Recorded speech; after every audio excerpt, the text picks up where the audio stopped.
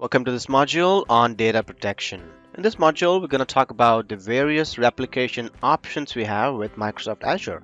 So we'll talk about the various storage redundancy options like local redundant storage, zone redundant storage, geo-redundant storage, and RA geo-redundant storage. We'll also talk about the backup service offerings that Microsoft has with Recovery Services Vault and how you can utilize this to ensure that your backup is available. How would you implement your on-premise file and folder backups? Do we need some kind of an agent to be installed on the Windows server? Well, it's called as a Mars agent, which we'll talk about in some time. There are different recovery scenarios which we'll talk about, and thereby we'll understand the various Azure site recovery benefits we have.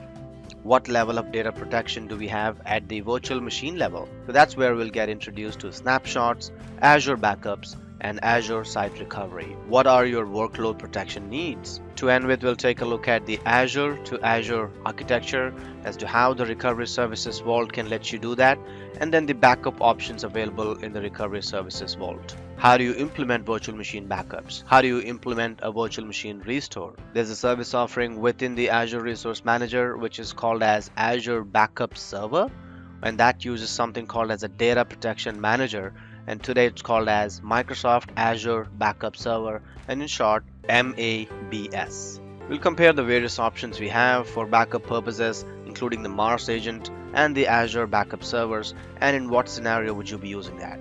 Well, it's just not theory, but we'll take a look at things in action so that you get a better handle on these things. To end this chapter, we'll also go through the review questions for this chapter. Well, thanks for your time. Let's get started.